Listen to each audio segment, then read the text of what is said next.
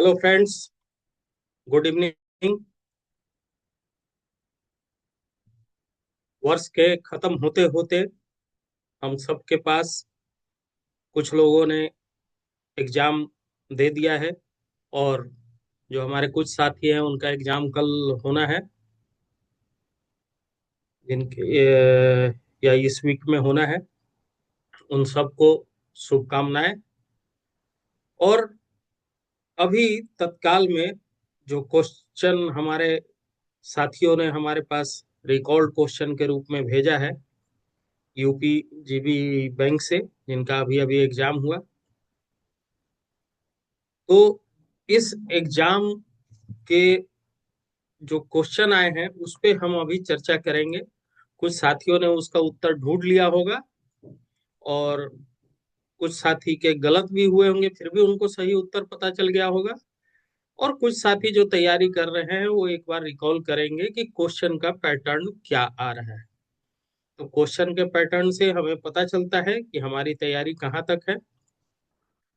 लेकिन इन सब के बावजूद, जिनका भी एग्जाम होने वाला है एमपी ग्रामीण बैंक का, अगर आपका एग्जाम एकदम रिसेंटली है, कल है, तो आप बिल्कुल भी स्ट्रेस नहीं लेंगे। जितनी आपकी तैयारी हो गई है वो सर, आवाज काफी है। कट के आ रही है। आवाज आपको कट रही है? जी। और भी साथी को, अदर साथियों को भी आवाज खराब आ रही है? अब सही है। अब आ रही है सर। अच्छा अच्छा, ठीक है। नेटवर्क यहाँ तो ठीक है। थोड़ा नेटवर्क एरिया देख लीजिए सभी लोग।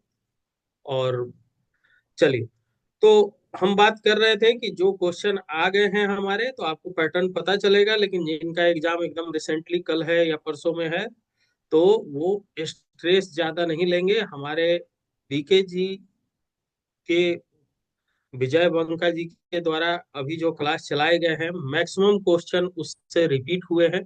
तो आपको भी स्ट्रेस नहीं लेना है, बिल्कुल स्ट्रेस फ्री होके एग्जाम दीजिएगा। क्या कल एग्जाम है एमपी ग्रामीण बैंक का?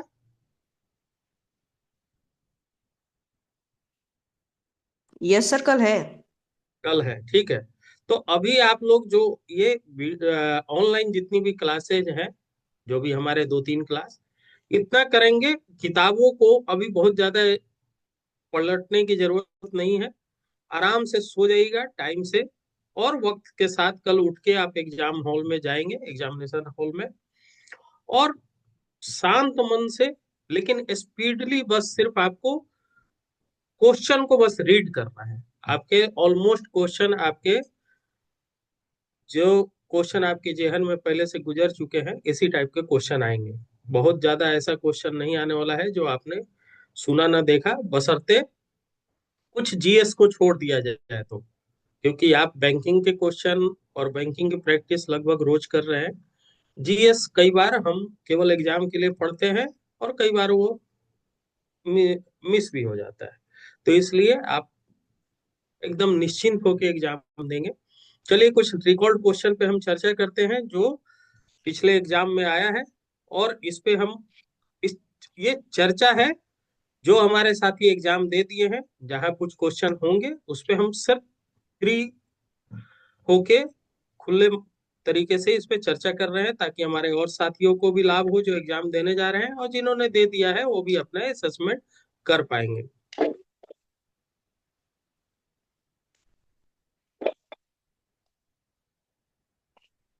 देखिए, एक क्वेश्चन आया था, what is the interest paid by RBI on cash reserve ratio? CRR, CRR पे क्वेश्चन, एमपी ग्रामीण बैंक वाले। सीआरआर कौन से एक्ट में आता है, ये आपको जानकारी होनी चाहिए। सीआरआर कितना परसेंट है ये ऑलमोस्ट नहीं पूछता है, लेकिन ये भी कितना परसेंट है, एक्ट कौन सा है, एक्ट आपको याद होगा, आरबीआई एक्ट है, और 42 में है। सीआरआर कैश रिजर्व रेशियो, जिसमें बैंकों को एक कैश रिजर्व रेशियो, एक कैश, आरबीआई के पास, सेंट्रल बैंक जिसको बोलते हैं, सेंट्रल बैंक ऑफ इंडिया नहीं, सेंट्रल बैंक मतलब जो हमारा मेन बैंक है आरबीआई के पास, रिजर्व रखना पड़ता है। तो इस पे कहता है कि जब हम रिजर्व रखेंगे, प्रत्येक बैंक अपना रिजर्व रखेगी तो उस पे क्या आरबीआई कोई इंटरेस्ट भी देता है? तो आंसर आपका है इसमें। आपके आंसर आने शुरू हो गए हैं, तो मैं देखता हूँ कुछ लोगों ने आंसर दिए होंगे। वॉइस वेरी लो है, क्लियर। Yes yes. 342, आरबीआई 42, हाँ ठीक है। आरबीआई 42। हाँ, और कुछ लोग जीरो दे रहे हैं, तो ठीक है, आंसर आपका बिल्कुल सही है, ऑप्शन में दिया होगा। वॉइस मेरे ख्याल से अब क्लियर हो गई होगी, वॉइस का तकलीफ नहीं है। और 42 है, आप बता रहे हैं आरबीआई एक्ट में। ये आपको एकदम याद रखना है, SLR 24 BR एक्ट में, और CRR 42 आरबीआई एक्ट में। ये क्वेश्चन ऑलमोस्ट कई बार आते हैं, इधर करेंटली तो नहीं आए हैं, लेकिन ये क्वेश्चन कई बार रिपीट होते हैं बहुत सारे एग्जामिनेशन में। इस पे क्या आरबीआई कितना देता है? आप जीरो लिख रहे हैं, ठीक है, बिल्कुल सही उत्तर है आपका कि इस पे कोई आरबीआई इस पे कोई भी इंटरेस्ट पेड नहीं करता है। ये तो रखना ही रखना है, आरबीआई ने ही रूल बनाए हुए हैं, इस पे आपको इंटरेस्ट नहीं देगा।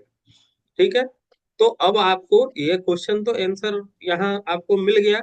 और सभी जो बैंक का एग्जाम देने जा रहे हैं दूसरे बैंकों का, एमपी ग्रामीण बैंक का, उनके लिए आंसर भी है, लेकिन सीआरआर का एक, एसएलआर का एक, और ये आपको डिफरेंस याद होना चाहिए। कई बार हम कंफ्यूज होते हैं, याद होने के बावजूद भी कंफ्यूज होते हैं। सीआरआर और एसएलआर में बहुत कंफ्यूजन होता है, खासकर एग्जाम के टाइम में। ऐसे बाहर में तो आप उसको एक्सप्लेन कर पाते हैं, तो इसको एक बार, एक दो बार रिपीट कर लीजिएगा अपने जेहन में। If working capital is 12 and current asset is 48, what is the current ratio? MP ग्रामीण बैंक से कौन है अभी हमारे साथ?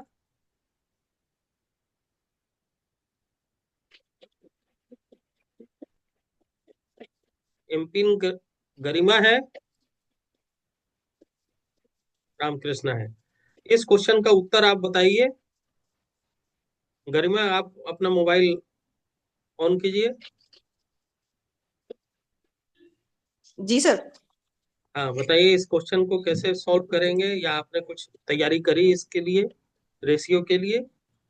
हाँ sir, current ratio current asset बटे करंट लाइबिलिटी का होता है। ठीक है, और ये ऑलमोस्ट हमारे सारे साथी को याद रहता है, हमें भी याद रहता है। करंट रेशियो तो पहला ऑप्शन है, पहला क्वेश्चन, मतलब जैसे ही रेशियो शुरू होते हैं तो पहला पॉइंट यही है, इसलिए ऑलमोस्ट लोगों को याद रहता है। ये जी क्वेश्चन जी। को आप सॉल्व कर पाएंगे? हाँ सर, चार आंसर आएगा। चार क्या होता है? फोर? Four four. आपने बोला current asset and current liability. Liability, तो इसमें तो करंट लाइबिलिटी दिया नहीं है, तो चार कैसे लेके आएंगे आप? इतना वर्किंग आसान नहीं कैपिटल। देगा। हम पांचवी छठी या दूसरी तीसरी पे नहीं है, ऐसा सीधा सीधा डिवाइड करने के लिए नहीं देगा। करंट लाइबिलिटी तो दिया ही नहीं ना इसमें, क्वेश्चन जी में जी। आपके पास करंट लाइबिलिटी नहीं है। तो आप, जब करंट लाइबिलिटी नहीं है, इंद्रजीत भी 4:1 बोल रहे हैं, लाइबिलिटी रोहित ने निकाल दिया कि 36 होगा। ठीक है, रोहित का एक सर काम और, क्वेश्चन में करंट लाइबिलिटी दिया था 48, करंट असेट्स निकालना था, फिर रेशियो निकालना। ठीक है, कोई फर्क नहीं पड़ता है। मान लो करंट एसेट है, करंट लाइबिलिटी है, दोनों में से कोई भी दिया तो आपको पता चल जाएगा। लेकिन मेरा कहने का अर्थ ये है कि आपको सबसे पहले ये जानना है कि वर्किंग कैपिटल क्या है। तो वर्किंग कैपिटल का फॉर्मूला होता है current asset minus current liability.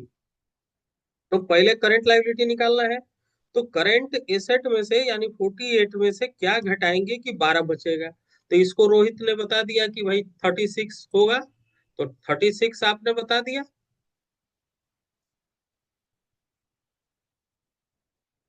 अब जब 36 हो जाएगा, तब आप इसको डिवाइड करेंगे, किसको? 48 को 36 से।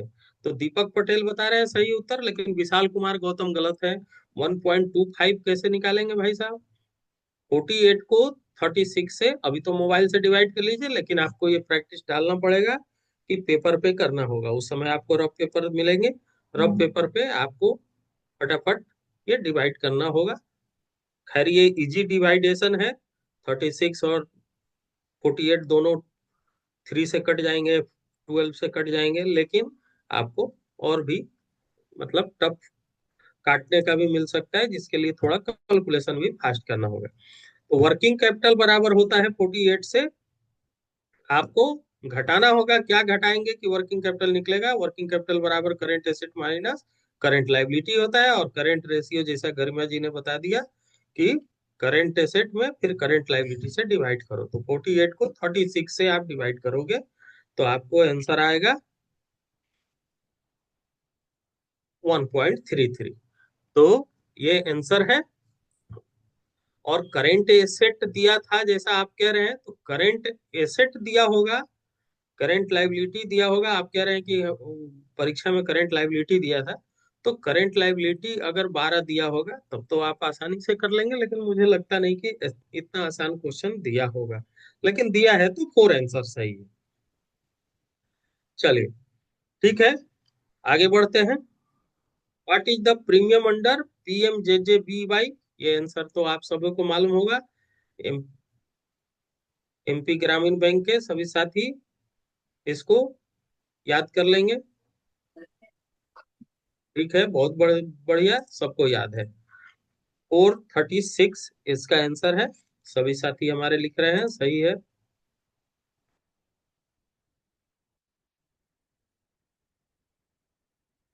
चलिए ये आंसर सही हो गया आपका। Under APY what is the premium for contribution for pension 1000 का पेंशन चाहिए। सबसे पहला पेंशन है, तो कितना से कितने रेंज का होना चाहिए हमारा प्रीमियम? अब चूंकि प्रीमियम तो एज वाइज होता है, तो कभी भी एग्जैक्ट तो पूछेगा नहीं, इसलिए प्रदीप जी और पूर्वा जी, यज्ञराम, सब लोग 42 लिख रहे हैं। पूर्वा ने फिर बदला अपना 42 टू 210 और 42 टू 110। ठीक है। अभी एक चीज आप नोट करिए कि जैसे जितने लोग आंसर दे रहे हैं, इन्होंने पहले भी आंसर दे दिया, लेकिन सर मैंने जैसे, बोलिए। सर आपकी आवाज बफरिंग करके आ रही है। हमारा और साथी को भी आ रही है या आपका नेटवर्क का प्रॉब्लम है? और साथी किसी को आवाज की दिक्कत हो रही है? नहीं, अब आवाज सही तो है सर। ठीक आ रही है सर, सही आ रही है। तो थोड़ा सा आपका नेटवर्क का प्रॉब्लम होगा। तो देखिए, अगर मोबाइल्स के नेटवर्क से चला रहे होंगे तो थोड़ा वीक हो सकता है। अगर वाईफाई है तो वाईफाई के नजदीक थोड़ा चले जाइए, या कोई और अपने घर का दूसरा मोबाइल होगा तो उससे ले लीजिए आप हॉटस्पॉट। ठीक है, तो चलिए। और फिर भी आवाज में दिक्कत होगी तो ये वीडियो आपको फिर मिल ही जाएगा, कोई दिक्कत नहीं है। हाँ, क्वेश्चन मैं ये कह रहा था कि आपको जैसे ही क्वेश्चन को समझना भी है, एग्जाम में जो लोग एग्जाम देने जाएंगे एकदम क्विकली उत्तर दे बहुत अच्छी बात है, लेकिन आपको पढ़ के तुरंत समझ जाने का डिसीजन भी होना चाहिए कि क्वेश्चन पूछ क्या रहा है। कई बार नॉट करेक्ट आंसर भी आता है और हम करेक्ट समझ के 1A को ही मार देते हैं। कई बार इनमें से कोई नहीं भी आंसर होता है। तो क्वेश्चन ऐसा बहुत घुमा के पूछता है, सिंपल क्वेश्चन को भी थोड़ा सा वो ट्विस्ट करते हैं। तो कहता है कि प्रीमियम कितना होना चाहिए, तो 42 आप सब सही कह रहे हैं कि सबसे सिंपल है, लेकिन भाई बंदा 18 साल का होगा तो जैसे ही एज बढ़ेगा प्रीमियम थोड़ा सा चेंज हो जाएगा। तो यहाँ पे आपको आंसर, और जैसे ही आपको क्वेश्चन समझ में आया तो आपने थोड़ा सा आंसर भी चेंज कर लिया। तो क्वेश्चन को समझते हुए करना है। आंसर होगा 42 से 291। अब इसको एक देखना चाहिए, क्योंकि अभी APY, PMJJBY और PM सुरक्षा, ये तीनों का क्वेश्चन में से एक क्वेश्चन ऑलमोस्ट दे दिए जाते हैं, क्योंकि सोशल सिक्योरिटी से है तो सोशल सिक्योरिटी पे क्वेश्चन आंसर होता ही होता है। क्वेश्चन का पैटर्न है, क्वेश्चन को कुछ अलग अलग पार्टों में डिवाइड किया जाता है। कुछ क्वेश्चन 10 क्वेश्चन जनरल बैंकिंग से आएंगे आपके। जनरल बैंकिंग जो आपके बैंक का सर्कुलर नहीं है, पहले तो ज्यादा आते थे लेकिन अभी फिर बैंक के सर्कुलर से आपको लगभग 20 से 25 क्वेश्चन आएंगे। कुछ क्वेश्चन सोशल सिक्योरिटी से आएंगे, कुछ इंश्योरेंस से आएंगे, और कुछ जो नए क्रेडिट कार्ड डेबिट कार्ड इन सब से आएंगे। तो इन सब चीजों को थोड़ा थोड़ा डिवाइड करता है, और कुछ अदर जो सर्कुलर से आएंगे।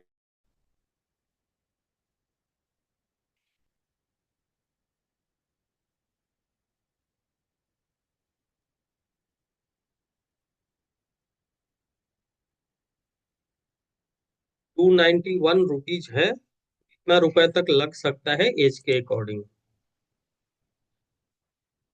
अब देखिए, इस क्वेश्चन का उत्तर हमें भी नहीं पता है, क्योंकि जो हमें रिकॉर्ड क्वेश्चन प्राप्त हुए हैं, कई बार वो पूरी तरह से कंप्लीट क्वेश्चन नहीं होते हैं। हमें याद तो आता है, इसमें हमारे किसी साथी की का कोई प्रॉब्लम नहीं है, याद आता है, लेकिन पूरा क्वेश्चन नहीं याद आता है। तो पूछता है which insurance company is not operating through bank.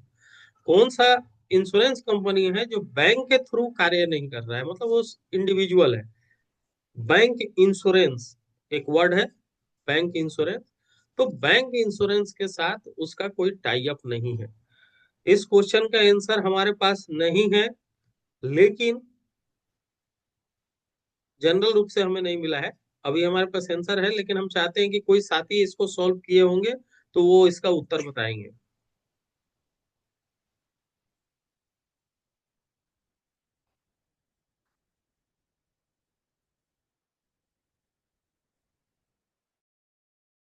इसका आंसर है बीकेजी करके एक इंश्योरेंस कंपनी है बैंक। बीकेजी, बीकेजी अपना बीजीके है, ये बैंकिंग ज्ञान केंद्र, लेकिन बीकेजी करके एक इंश्योरेंस कंपनी है। वो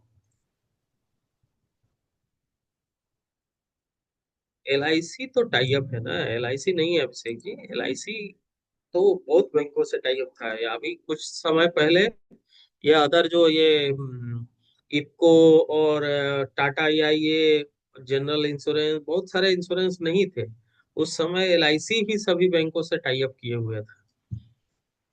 तो ये बीकेजी है। खैर, ये जीएस का क्वेश्चन है, आपको रैंडमली नॉर्मल क्वेश्चन से अलग हट के भी आ सकता है, जिसका हो सकता है आप उत्तर न पता हो। और अगर आप पढ़ रहे होंगे पिछले 6 महीने 9 महीने का, अगर जनरल अवेयरनेस से आप अवेयर होंगे, तो ऐसे क्वेश्चन को आप स्ट्राइक कर पाएंगे।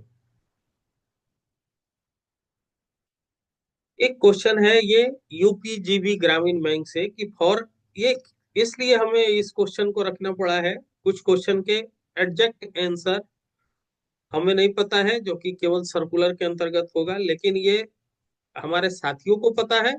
और साथ साथ हमारे जो ग्रामीण बैंक के जो एग्जाम होने वाले हैं, उनको एक क्लू मिल जाएगा कि हम किस तरह से इस क्वेश्चन को सॉल्व करेंगे, या हमारे यहाँ से कौन सा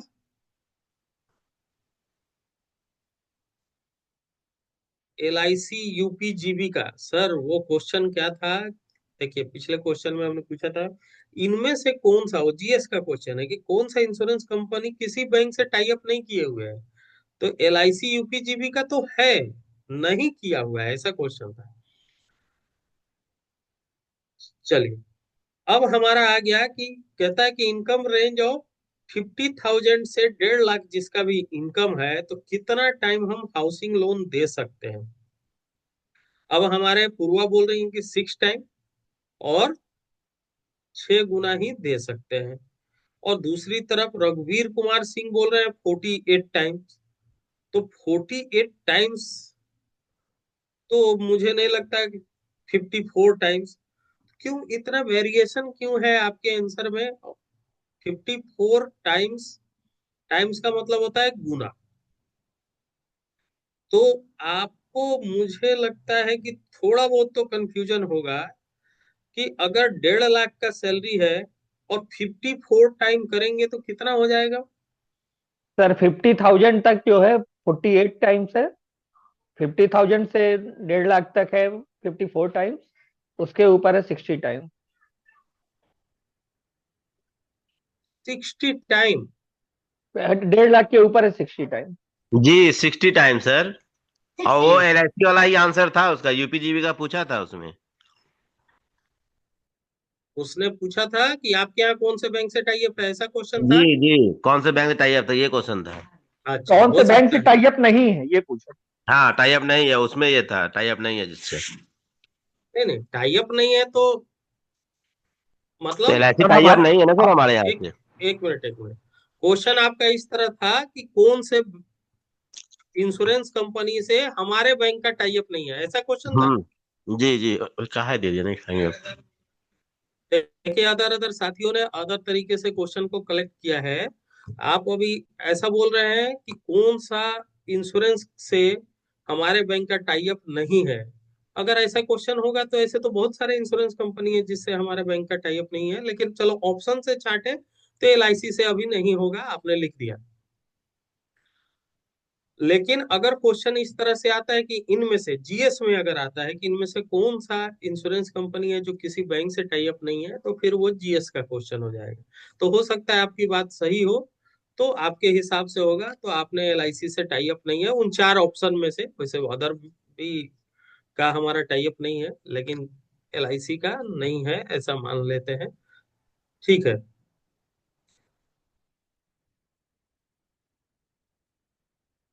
तो अब ये आपका कहना है कि 50,000 है तो 50,000 का, 50,000 के इनकम वाले को कितना दे 48 देंगे गुना, हम?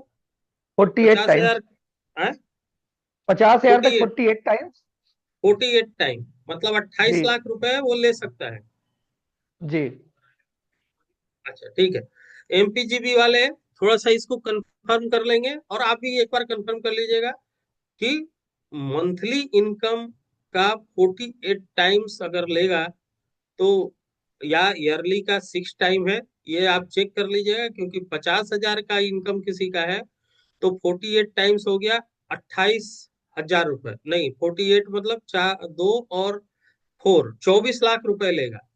24 लाख का EMI 50% से तो एबव हो जाएगा, 25,000 से ऊपर हो जाएगा। तो एक बार इसको थोड़ा सा कंफर्म करेंगे, ठीक है। सर और स्क्रीनशॉट शेयर किया हुआ है इसमें सर। आपने किया है? हाँ सर स्क्रीनशॉट देखिए शेयर है, वो 54 टाइम्स ही है। एक मिनट, आपने डाल दिया, ठीक है। MPGB का लिखता है मंथली का 72 टाइम।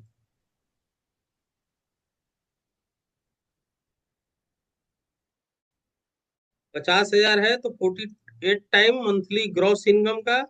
50,000 से 1.5 लाख है तो 54 लाख टाइम्स, और मोर देन 1.5 लाख है 60 टाइम। बहुत बढ़िया, आपने ये शेयर कर दिया। अब हमारे MPGB के साथी जो है उनका कहना है 72 टाइम्स है।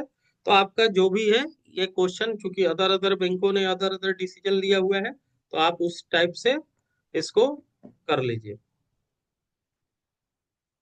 अब लिमिटेशन पीरियड बताना है फॉर अ डिग्री, और if the property is mortgage, mortgage property का डिग्री का कितना दिन का लिमिटेशन पीरियड है, इसका आंसर आपने क्या दिया?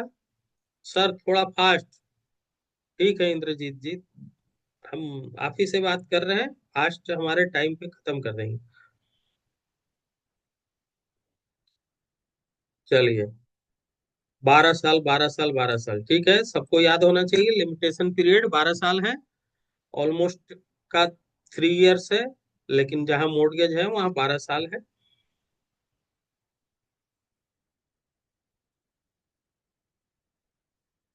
अब doubtful account, after how much time it move from सब स्टैंडर्ड कैटेगरी, सब स्टैंडर्ड कैटेगरी से डाउटफुल में जाने के लिए कितना टाइम लगेगा?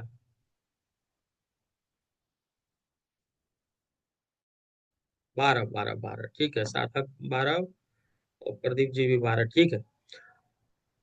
बिल्कुल बिल्कुल ठीक है, 12 इयर्स नहीं, 12 इयर्स नहीं इंद्रजीत जी, इतना हरी में नहीं रहना है सर, जल्दी फास्ट, लेकिन 12 ईयर नहीं, 12 मंथ, 12 साल में डाउटफुल नहीं होगा सर, गलत से लिख गया होगा आपको।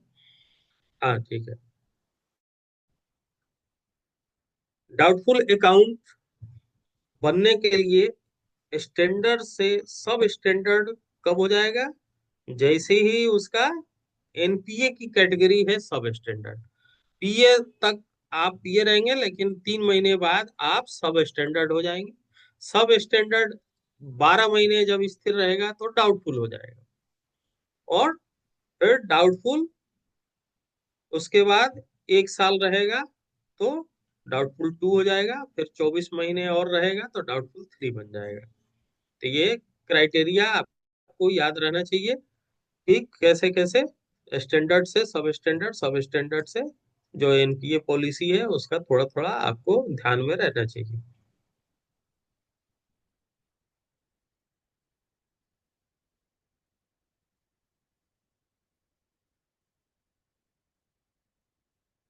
एक हिंट्स दिया गया है, question related to all of these, मतलब ऑल ऑफ दीज का ऐसे 2-3 क्वेश्चन रहेंगे, ये हिंट्स है, लेकिन उसको किसी साथी ने एलाबरेट नहीं कर पाए हैं, तो ठीक है, ये हिंट्स है। और इसको आपको क्वेश्चन को पूरा पढ़ना पड़ेगा। एसआरटीओ आप सभी को पता होगा, व्हीकल लोन के लिए सिंगल रोड ट्रांसपोर्ट ऑपरेटर को दिया जाता है। सभी बैंकों में ये है, क्योंकि गवर्नमेंट का ये स्कीम बनाया गया था। तो इसमें कितना,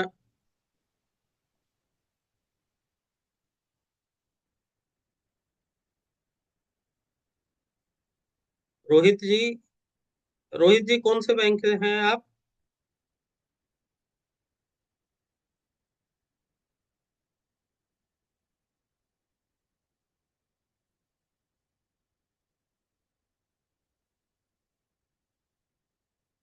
एसआरटीओ 10 व्हीकल होना चाहिए, 10 व्हीकल तक ही देता है। तो 10 व्हीकल्स इसमें पूछा गया है कि कितना vehicles can be finance through loan.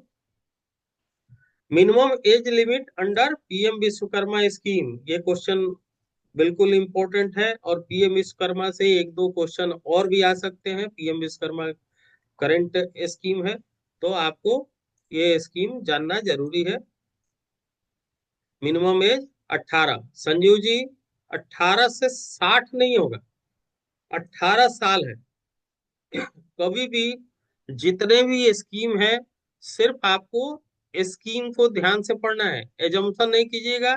इसमें मैक्सिमम का कोई एज लिमिट नहीं है, मिनिमम है, इसलिए क्वेश्चन ने मिनिमम पूछा, नहीं तो परीक्षा में ये पूछ सकता था कि कहां से कहां तक दे सकते हैं। तो मिनिमम एज आपको ध्यान रखना है, मैक्सिमम एज का लिमिट नहीं है, इसलिए मैक्सिमम एज का क्वेश्चन आया नहीं है, तो 18 से 60 नहीं है। Minimum member required in self help group, ये भी आप सबको पता होगा। देखिए क्वेश्चन कैसे जनरल बैंकिंग से निकाल निकाल के निकालता है। 5 नहीं होता सर, 5 नहीं होता है, और 20 भी नहीं होता। जब भी फिक्स नहीं है तो इसे में पूरा आंसर देना पड़ेगा। मिनिमम मेंबर रिक्वायर्ड पूछता है, मिनिमम मिनिमम 5 नहीं होता है। 5 तब होता है जब कुछ हैंडीकैप्ड और कुछ ऐसा क्राइटेरिया हो, जेएलजी ग्रुप हो, इस टाइप का जेएलजी में होता है। 10 से 20 मेंबर होगा, इतना मेंबर को आपको लेके सेल्फ हेल्प ग्रुप बनाना होता है।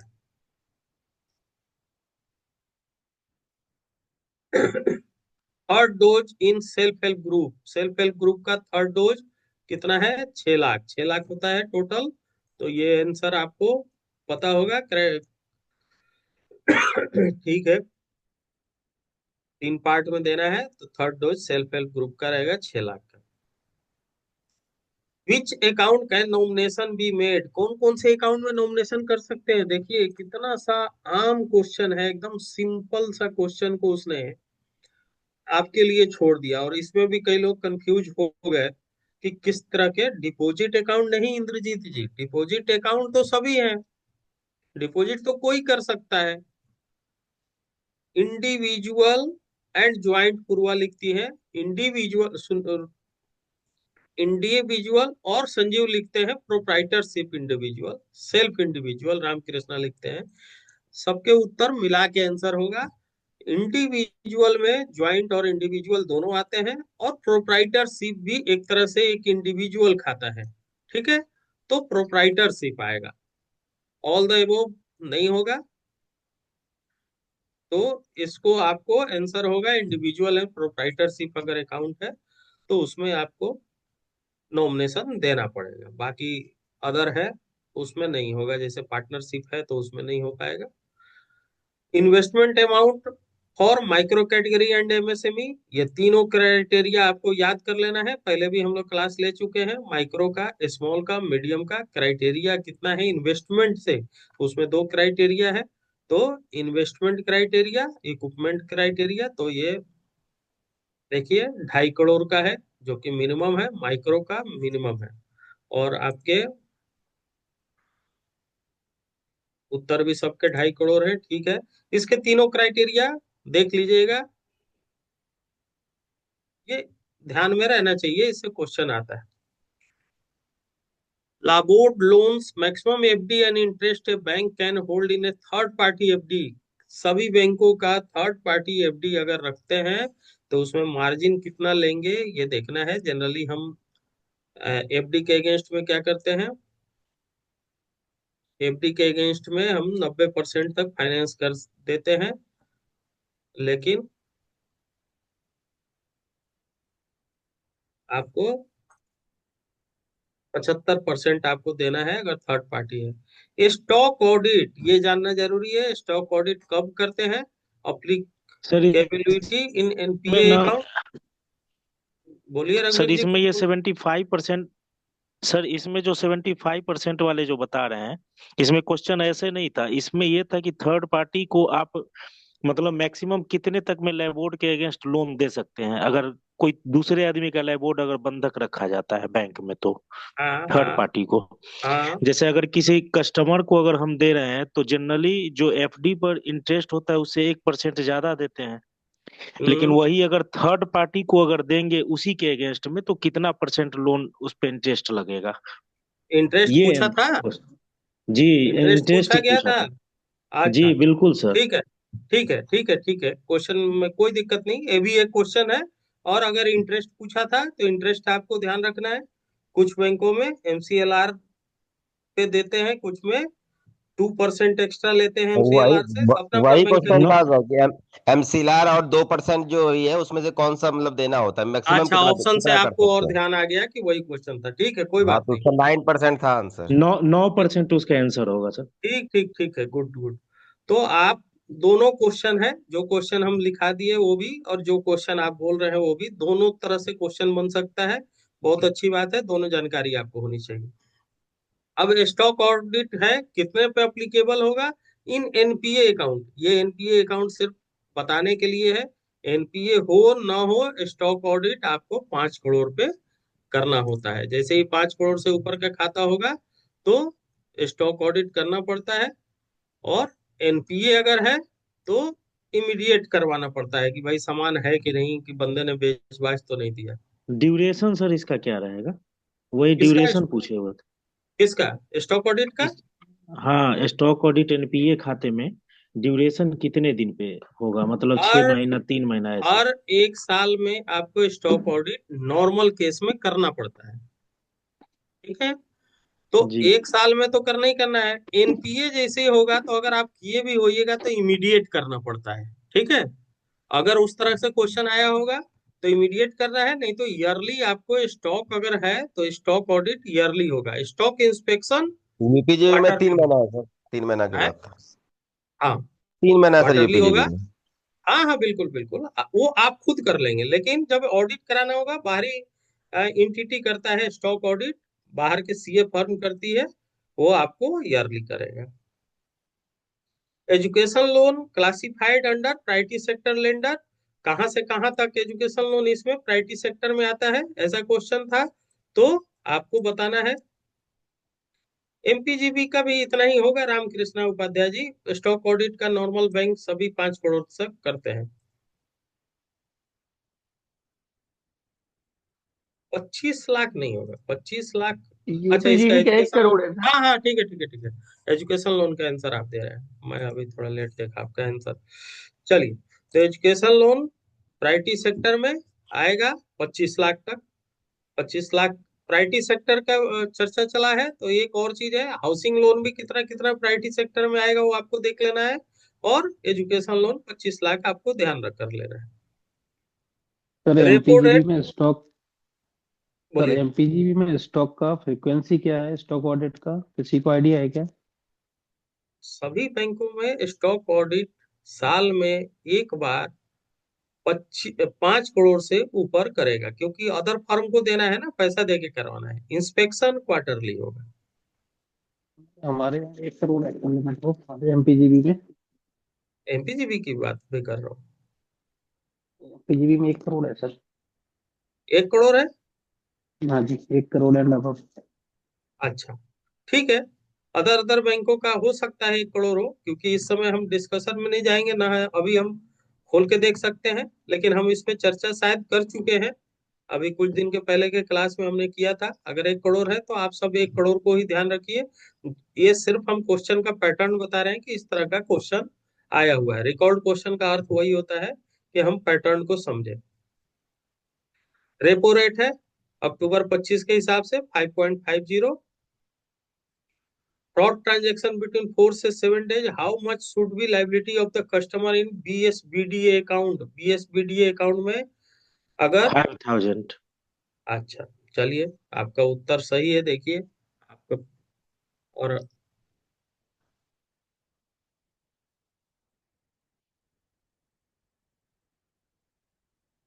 सर आपने रेपो एग्जाम, रेट तो 5.25% होगा ना सर? रेपो रेट 5.25% है। रेपो रेट 25 अक्टूबर 25 के हिसाब से दिया हुआ है क्वेश्चन में। अभी आप जब क्वेश्चन सॉल्व करेंगे, डेट देखिएगा, आजकल डेट देने लगा है। जो चीजें फ्रीक्वेंसी चेंज होती है उसमें ये तारीख देता है।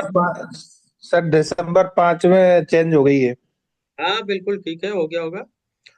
व्हाट इज द हाँ, ग्रॉस एनपीए? 5। ग्रॉस एनपीए पूछ रहा है 14.80। ये उनके बैंक का है। आपका कितना है वो आप ध्यान कर लेंगे, एमपीजीबी जो है। और ऐसा क्वेश्चन आ भी सकता है, कई बार नहीं भी आते हैं, लेकिन अगर मिलता है तो ठीक है, नहीं आता है तो अभी रात को परेशान नहीं होंगे, क्योंकि कल एग्जाम है। Deposit case, what is the relationship between bank and customer? Deposit का केस है, तो अर्थ समझिएगा, बैंक और कस्टमर में क्या रिलेशन है। तो डिपॉजिट कौन ला के दिया है? डिपॉजिट में बैंक को दिया और बैंक क्या किया? रख लिया। तो जमा करने वाला कौन हो गया? कस्टमर हो गया। तो इसलिए बैंक उधारी करता हो गया, बैंक डेटर हो गया, कस्टमर क्रेडिटर हो गया। लोन दिया रहेगा तो उल्टा हो जाएगा, कस्टमर डेटर हो जाएगा। कहते तो है डेटर साइड में लाल पेन से लिखो उसको, और बैंक क्रेडिटर हो जाएगा। तो जो देता है वो क्रेडिटर हो गया। बैंक में मोर्टगेज करता है तो मोर्टगेजर हो जाएगा, और जो मोर्टगेज लेता है वो मोर्टगेजी हो जाएगा। तो ये ध्यान रखेंगे। ये रिलेशन पे भी एक आध बार क्वेश्चन आता है, इसी को जनरल बैंकिंग बोलते हैं। Bank hold goods, which type of charge applicable? Bank क्या कर रहा है? गुड्स को लेकर रख लिया, तो कौन सा टाइप का चार्ज लगेगा? ये तो आप ही को बताना होगा। हाइपोथिकेशन है, गुड्स को रख लिया तो हाइपोथिकेशन लगता है। गोल्ड लोन जैसे आप करते हैं, तो गोल्ड लोन में सर हमने प्लेज होगा ना? प्लेज होगा इसमें सर, प्लेज होगा। गोल्ड लोन में प्लेज हाइपोथिकेशन में होगा। कहाँ रखते हैं bank holds goods which type of charge, बिल्कुल सही बोल रहे हैं आप। प्लेज? जब भी गोल्ड लोन होगा हाइपोथिकेशन में, गुड्स को हम रखते नहीं है, गुड्स पार्टी के पास जी होता है। ठीक है। गुड्स, जैसे देखिए मोटरसाइकिल फाइनेंस हुआ, तो मोटरसाइकिल का मालिक कौन है? चलाने वाला। और मोटरसाइकिल किसके पास है? उसी व्यक्ति के पास। तो पोजेशन एंड ओनरशिप दोनों अगर उसके पास है तो उसको हाइपोथिकेशन बोलते हैं। और जहां पे गुड्स हमारे पास रखा हुआ है लेकिन मालिक दूसरा है, ओनरशिप बारोवर का है, लेकिन हमने रखा है, तो उसको प्लेज बोलते हैं। सर हेलो प्लेज में सर। ओनरशिप और ये पोजीशन दोनों जो है बैंक के सर ये पास होगा। क्वेश्चन जो ये ओनरशिप कभी हाइपोथिकेशन भी वाली जो सुनिए, ये ठीक है, ये डिस्कशन हम कर लेंगे, लेकिन क्वेश्चन आंसर में आप एक चीज समझ लीजिए, ओनरशिप कभी भी ट्रांसफर नहीं होता है जब तक खाता सही चलता है। ठीक है, ओनरशिप आपका बिल्कुल भी नहीं है। ओनरशिप रहता तो हम पहन के घूमने लगते। ठीक है, ओनरशिप ट्रांसफर नहीं होता। सर इसमें लेकिन क्वेश्चन बोलिए। था ना जो इससे जस्ट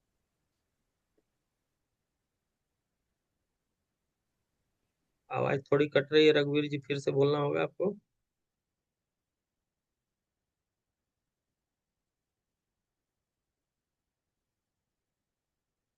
चलिए, आपकी आवाज कट गई, फिर दोबारा। आवाज जा रही है? हाँ, बोलिए बोलिए, लेकिन थोड़ा ब्रेक हो रहा है।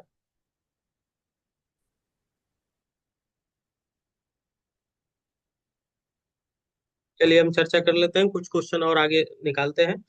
If customer holds goods and bank's name is mention, which type of charge applied? Bank clause बोलता है। Charges related to gold and ornaments, pledge आ गया, यहाँ पे आ गया आपका pledge. CM Yuva SE scheme, who is eligible? Citizen of Uttar Pradesh, answer दिया हुआ है। लेकिन अब आपके पास अगर अलग स्कीम होगा तो ये अलग स्कीम के हिसाब से क्वेश्चन इस टाइप के आएंगे। सीएम युवा से जैसे इन्होंने दिया है, परमानेंट रेसिडेंट होना चाहिए यूपी में, और एज 21 से 40 होना चाहिए। क्वेश्चन का जितना क्लियर हुआ है उस हिसाब से दोनों आंसर दे दिए गए। Maximum amount for renewable energy project under priority sector loan. देखिए, प्रायोरिटी सेक्टर लोन बहुत इंपॉर्टेंट रहता है, खासकर ग्रामीण बैंक में प्रायोरिटी सेक्टर से बहुत सारे क्वेश्चन बनाए जाते हैं। 35 करोड़,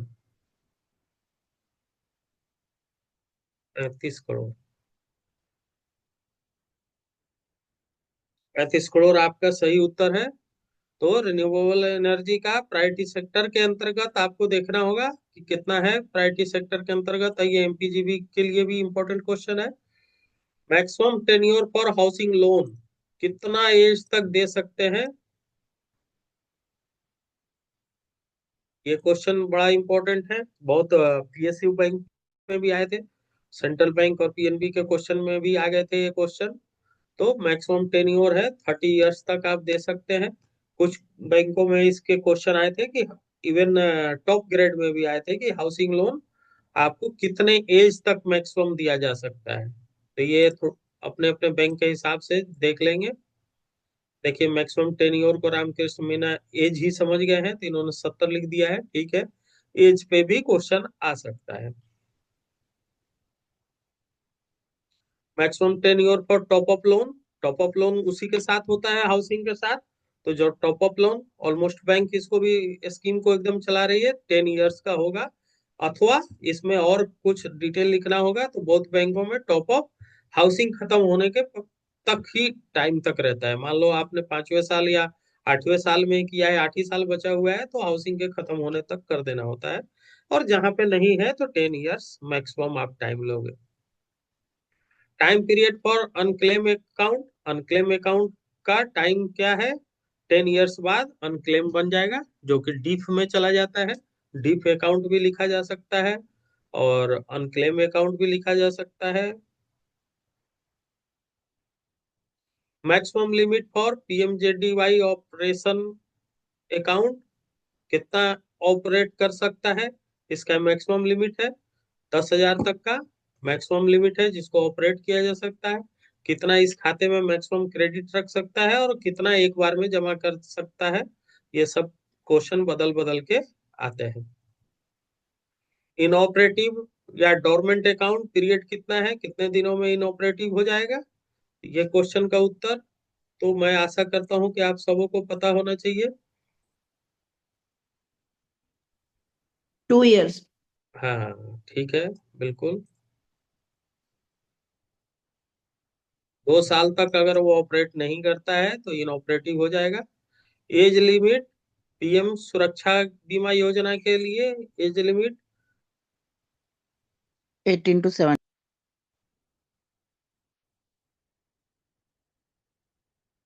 18 to 70 हो जाएगा।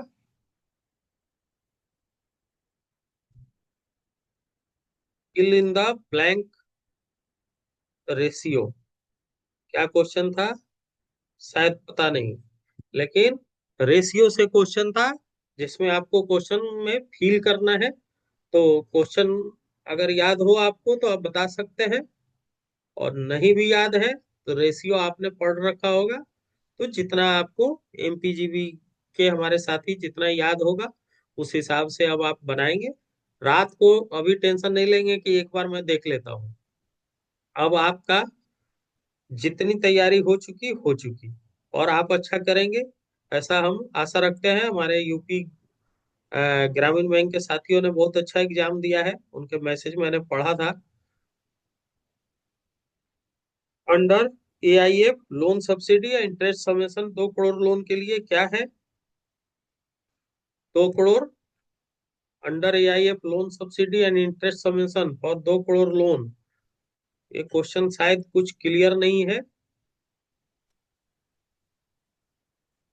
इंटरेस्ट समेशन और लोन सब्सिडी कितना मिलेगा 2 करोड़ लोन तक के लिए, ये देखना होता है। 3% इंटरेस्ट मेंशन है। अच्छा, और ऐसा आया था, ऑप्शन में था 3%। और लोन सब्सिडी इंटरेस्ट सब्सिडी है सर, ओनली कैपिटल अच्छा ये सब्सिडी नहीं है एआईएफ में। अच्छा केवल इंटरेस्ट सब्सिडी के बारे में क्वेश्चन आया था। ठीक है, तो इस क्वेश्चन को उस हिसाब से देख लेंगे। कई बार क्वेश्चन जो हमारे पास भेजे जाते हैं या हमारे विजय सर से आज चर्चा हो रही थी, क्वेश्चन एक लाइनिंग सिर्फ ऐसा बोल देते हैं, सर इस पीएम जे वाई से एक क्वेश्चन, लेकिन क्वेश्चन का पैटर्न पूरी तरह से हमारे पास नहीं पहुंच पाता है कभी कभी। How many witnesses are required for nomination if the customer sign कर रहा है तो क्या हमें अब विटनेस चाहिए? हमारे नए साथी को तो पता भी नहीं है कि अभी कोई विटनेस भी चाहिए। पुराने साथी को पता होगा, पहले विटनेस लेते थे जब भी अंगूठा छाप होगा, तो अभी आपको कोई विटनेस की भी जरूरत नहीं है। मैक्सिमम सब्सिडी अंडर पीएमएफएमई से स्कीम 35% या 10 लाख तक मिलेगा आपको। मुद्रा scheme which is available Tarun plus plus और किशोर प्लस। तरुण प्लस अवेलेबल है, किशोर प्लस तो बना नहीं। तरुण प्लस बढ़ गया जो कि 20 लाख तक चला गया है। मुद्रा के पहले 3 होते थे, अब 4 हो गए हैं।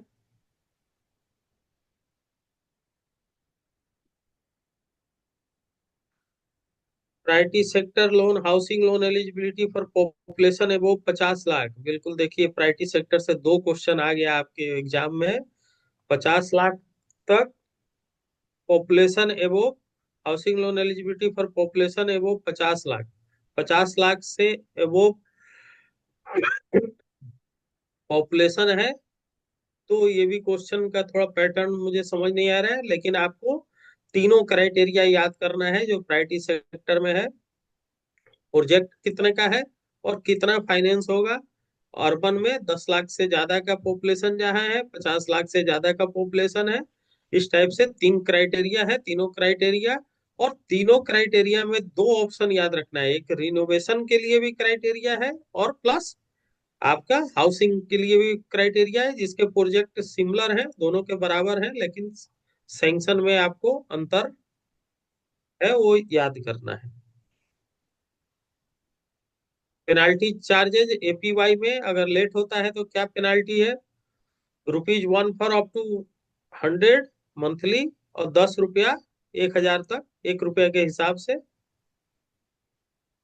What % of loan can be given against premises rent? Premises rent अगर देना सर है ₹3/100 है सर क्या का उसमें पेनाल्टी एपीवाई। जी एपीवाई में? ठीक है, अभी हम इस पर डिस्कशन लंबा नहीं कर पाएंगे। अगर ₹3 है, एक बार आप रिवाइज कर लीजिए, एक बार देख लीजिए, क्योंकि ये सभी सही, बैंकों का लगभग सेम होना चाहिए। तो आप एक बार 1 रुपए देख ही लीजिए। है है, 1 1 रुपया रुपए ही ही है है, सर। तो ये कंफ्यूजन हाँ क्या जी। होता है कि कई बार हम एग्जाम के टाइम में कंफ्यूज होते हैं। आप एक बार पेपर में देख लीजिए और उसके हिसाब से कल वाले एग्जाम को दीजिएगा। और एक बार बाकी लोग चेक कर लें, गलत भी हो गया तो चलो कोई बात नहीं, एक आध गलत हो गया या सही हो गया। आपका एग्जाम अगर अच्छा गया है, 50 प्लस आप है, तो आपको कोई रोकेगा नहीं, ऐसे कट ऑफ उसके हिसाब से जाता है। 5% loan can be given against premises rent, premises rent पे 60% का लोन आप दे सकते हैं जितना परमाइसेस का रेंट ले रहा है। Renewal period of premises rent, renewal period क्या है परमाइसेस रेंट का, जैसे उसने सैंक्शन किया होगा 555 का हम सैंक्शन लेते हैं, 5 ईयर्स के लिए ही करते हैं, लेकिन 2 बार उसको हम 5-5 साल के लिए एक्सटेंड कर सकते हैं। तो इस टाइप का ही कॉन्ट्रैक्ट होता है। मोर्टगेज प्रॉपर्टी, प्रॉपर्टी 12 ईयर्स का लिमिटेशन पीरियड, पहले भी ये क्वेश्चन आ चुका है। Margin money requirement for car loan, ये क्वेश्चन बहुत इंपॉर्टेंट है। कार लोन के लिए आपका मार्जिन मनी कितना है, सभी बैंकों ने अलग अलग रखे हुए हैं। नॉर्मल 10%, 20% के हिसाब से रखे होंगे। तो कुछ का लोन का क्राइटेरिया के हिसाब से भी है, कितना लाख तक 10%, फिर उससे ज्यादा 20%। तो मार्जिन मनी अगर दिया होगा कार लोन का 10% आपका दिया हुआ है। General crossing of cheques, 2 parallel line खींच दिया तो जनरल क्रॉसिंग हो गया, और उसी के बीच लाइनों में कुछ लिख दिया गया तो स्पेशल क्रॉसिंग हो गया। डीपी टाइम, डीपी टाइम किस तरह का क्वेश्चन आया था पता नहीं। डीपी का टाइम है time for credit after ATM cash withdrawal, after time for credit cash withdrawal. अच्छा, एटीएम से अगर पैसा नहीं आया तो कितने टाइम में वो क्रेडिट हो जाएगा, T+5 डेज में, उस दिन से 5 दिन के अंदर क्रेडिट हो जाएगा। क्वेश्चन उस हिसाब से आया होगा। Within how many months are SMS email notification send to customer, 30 days। On what basis is interest paid for say SB and FD account, daily, monthly, quarterly, half yearly. इसमें saving और FD पे interest paid कैसे पे होता है, तो quarterly. What is not material alteration, material alteration का अर्थ समझिएगा, जहां पे अल्टरेशन किया जाए और दिखाई भी ना दे, तो दिखाई दे गया तो उसको मटेरियल अल्टरेशन बोलते हैं। नॉट मटेरियल अल्टरेशन मतलब जिससे कोई फर्क नहीं पड़ता है। Bearer to order cheque, bearer है उसको ऑर्डर कर दो और स्ट्रांग हो गया तो कोई दिक्कत नहीं, लेकिन ऑर्डर को काट पीट करके अगर बेयरर बनाने की कोशिश किए तो मटेरियल अल्टरेशन हो जाएगा। Minimum NPA account for SARFAESI applicable, NPA account कितना होना चाहिए सरफेसी के लिए, 1 लाख मिनिमम होना चाहिए। और भी क्राइटेरिया है, एग्रीकल्चर लैंड नहीं होना चाहिए, 80% तक जमा नहीं हुआ होना चाहिए।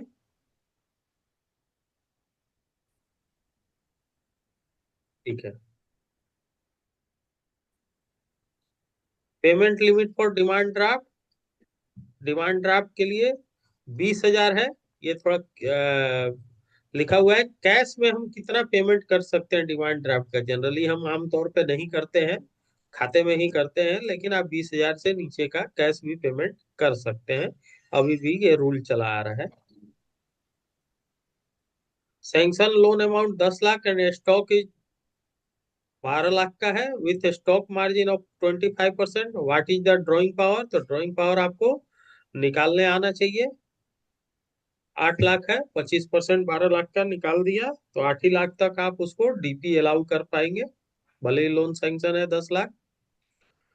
Joint A and B account है, आइदर सर्वाइवर मोर है, सी इज नॉमिनी है, ए मर गया तो आइदर सर्वाइवर है, तो सीधा सीधा क्या है कि आइदर या जो बच गया, तो जब भी होगा तो पेमेंट किसको हो जाएगा, बी को हो जाएगा। नॉमिनी का भी कॉन्सेप्ट आपको समझे होना चाहिए।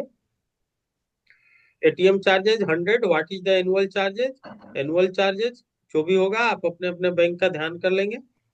What is the full form of P in CSP, points, points होता है, कुछ वर्ड ऐसे बैंकिंग के आते हैं जब कभी कभी इसका फुल फॉर्म पूछ दिया जाता है। Overdraft cases, what is the banker customer relationship, देखिए यही क्वेश्चन एक अभी डिपॉजिट में भी आया था और ओवरड्राफ्ट में भी आ गया। तो ओवरड्राफ्ट में क्या होगा, बैंकर कस्टमर का रिलेशनशिप यहाँ पे पलट जाएगा, बैंक क्रेडिटर हो जाएगा और कस्टमर डेटर हो जाएगा क्योंकि उधार लेके बैठा हुआ है। बैंकर एंड कस्टमर रिलेशनशिप पे और क्वेश्चन है। डिपॉजिट में बैंक डेटर, ये तो पहले भी हम चर्चा कर चुके हैं। देखिए ये क्वेश्चन बहुत ही इंपॉर्टेंट है। Post complaint resolution time period, post act पे एक का आदि क्वेश्चन आजकल सभी जो एग्जाम हो रहे हैं उसमें आ रहे हैं। तो रिजोल्यूशन है 90 डेज में रिजोल्यूशन हो जाना चाहिए। विसिल ब्लोअर पॉलिसी, देखिए ये सब नए नए पॉलिसी है। विसिल ब्लोअर क्या है? जब भी कोई करप्शन हो, भ्रष्टाचार हो, तो इसके लिए आपको पॉलिसी विसिल ब्लोअर है, क्या करना होता है। तो विसिल ब्लोअर पे थोड़ा सब्जेक्टिव क्वेश्चन आ सकता है, तो क्वेश्चन दिया हुआ है, इसमें ऑप्शन नहीं मिलेगा आपको। फ्रॉम 60-61 का क्या यूजेज है? 60-61 हम लेते हैं फॉर्म डिक्लेरेशन पर विदाउट पैन। पैन हमारा नहीं है, ये डिक्लेरेशन लेके भर के भराते हैं हम जब डिपॉजिट का अकाउंट खोलते हैं। तो किस केसीसी है? Without mortgage. विदाउट मोर्टगेज हम कितने तक का लोन करेंगे? 2 लाख तक। 2 लाख तक हमें कुछ लेना नहीं होता है। Priority sector target for RRB, RRB का प्रायोरिटी सेक्टर का टारगेट क्या है? 75% ऑफ एएनबीसी। टारगेट भी आपको ध्यान होना चाहिए। तो ये क्वेश्चन आते हैं आरआरबी का, तो ये एमपी ग्रामीण बैंक के भी लिए इम्पोर्टेंट है, और हमारे साथी जिन्होंने दे रखे हैं वो तो उत्तर भी दे रहे हैं हमें। हाँ ठीक है, बहुत फास्ट उत्तर है। एग्रीकल्चर परसेंट अंडर पीएसएल, देखिए प्रायोरिटी सेक्टर से इसका मतलब पूरा प्रायोरिटी सेक्टर उठा के दिया आपको।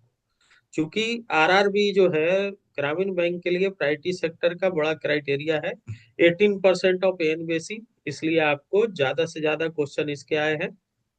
वीकर सेक्टर के लिए क्या करना है? बैंक में वीकर सेक्टर का कितना परसेंटेज है? 15% ऑफ एनबीसी, ये भी प्रायोरिटी सेक्टर का क्वेश्चन है। डीएससीआर 1.5 है, तो what is the minimum allowed? Minimum कितना अलाउ कर सकते हैं? तो 1.25। एमएसएमई के लिए खास तौर से 1.25 जनरली हम अलाउ करते हैं। अगर एमएसएमई लिख के डीएससीआर पूछता है तो 1.25 लिखिएगा। Who will conduct the waiting of scale 4 branch manager? Scale 4 branch manager के ब्रांच में क्लियर लिखा होगा एग्जाम में, वेटिंग कौन कर सकता है? तो लॉ ऑफिसर करेगा अथवा पैनल एडवोकेट करेगा। यहाँ क्या है? रीजनल मैनेजर है। इस यूपीजीबी के अनुसार वेटिंग स्केल 4 ब्रांच मैनेजर्स का रीजनल मैनेजर करेंगे। तो आप देख लीजिए आपके आपके बैंक के हिसाब से कहाँ क्या सर्कुलर है, वही फॉलो होंगे। Maximum land holding for small farmer और मार्जिनल फार्मर का लैंड होल्डिंग आपको ध्यान रखना है, 2 हेक्टेयर है, जो कि स्मॉल फार्मर के लिए है।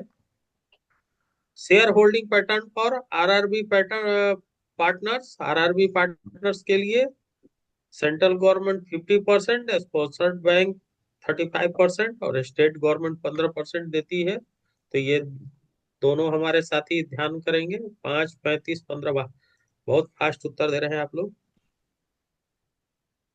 Insurance coverage for salary account holder up to 40 lakh, इसका आंसर आप insurance coverage salary account holder में अगर इंश्योरेंस होगा तो कितना तक कवरेज होता है, तो ये आप अपने बैंक के हिसाब से ध्यान कर लीजिए, और आपने कितना लिखा है ये आप आंसर देख लेंगे, क्योंकि अलग अलग बैंकों का क्राइटेरिया है।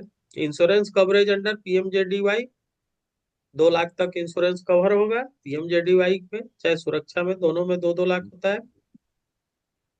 Contribution for BC in financial inclusion, क्या कंट्रीब्यूशन है भाई? बैंक का एजेंट कहलाता है वो। DICGC deposit insurance coverage 5 lakh तक ये इंश्योरेंस कवरेज होता है। How many month to complete KYC in BSBD account, कितना महीने का टाइम दिया जाएगा बीएसबीडी अकाउंट के लिए? ये क्वेश्चन इंपॉर्टेंट है। तो ये जो है आपको बिल्कुल सही है, सही है, 12 महीने आप लिख रहे हैं, 12 महीने बिल्कुल सही है। What is the shell bank? ये भी देखिए जनरल बैंकिंग से क्वेश्चन आया कि सेल बैंक क्या है। Shell bank is a financial institute with no physical presence, जो कि है ही नहीं, नकली बैंक बनाया गया है। कागजों में बैंक है। आरबीआई एक्ट सेक्शन 20 क्या बोलता है? Central government business, section 20 of RBI act के अंतर्गत सेंट्रल गवर्नमेंट बिजनेस के बारे में डिटेल दिया गया है। लाइफ इंश्योरेंस में ह्यूमन लाइफ वैल्यू से ये देख लीजिए लाइफ इंश्योरेंस का कितना ह्यूमन लाइफ वैल्यू कवर होता है। Head of BSP policy, BSP policy में कौन हेड माना जाता है? जनरल मैनेजर को। Question on DSCR and their ratio, DSCR आपको जानना है, डीएससीआर का फॉर्मूला याद होना चाहिए। डीएससीआर पे क्वेश्चन लगभग रहता है, तो डीएससीआर का फॉर्मूला याद कर लीजिएगा। और कुछ रेशियो ज्यादा नहीं है, बस डीएससीआर आपको फॉर्मूला याद रहेगा तो आप रेशियो बना लेंगे। Question on rent premises loan lease, lease कितने दिनों तक कर सकते हैं? तो 555 तो हम कर ही चुके हैं। चलिए, अब आपका ये सेशन हमने कंप्लीट कर दिया है।